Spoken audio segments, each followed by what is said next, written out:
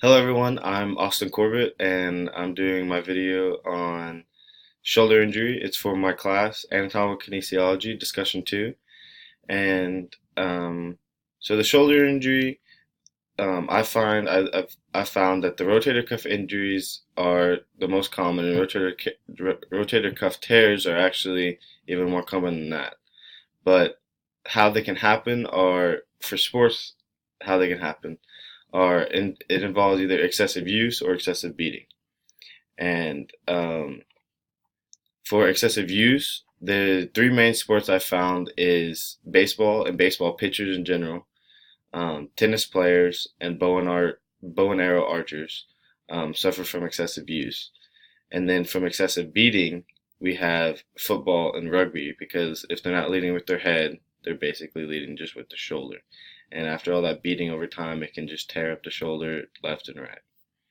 Um, Now, for the reason the low weight, high rep scheme is very important after injuring a shoulder is because once you injure your shoulder, it's very, very hard to lift heavy weight at all, and it will just aggravate and hurt the shoulder even more.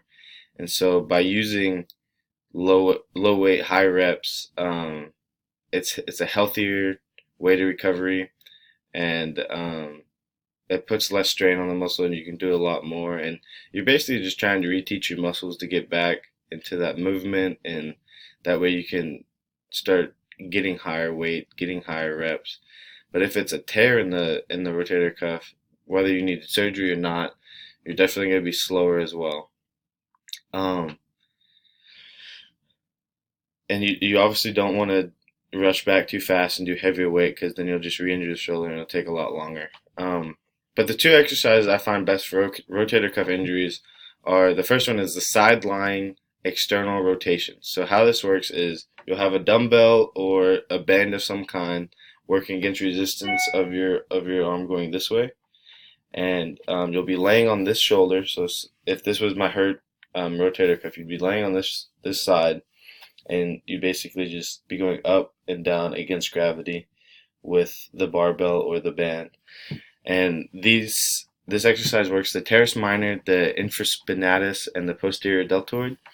And I do about 2 to 3 sets of this depending on how far out you are and how much pain this causes, if any. The second workout I have is high to low rows. And how this one works is you'll have a band of your choosing, whatever point in time you're at with resistance. And it'll be about 2 feet above your eye level, and you'll have it stretched to about right here. And all you want to do is just go straight down like this, and then I hate this arm's better, but you just want to go straight down like this and go back up. Straight down like this, go back up against the band itself. And this exercise works the latissimus dorsi mainly.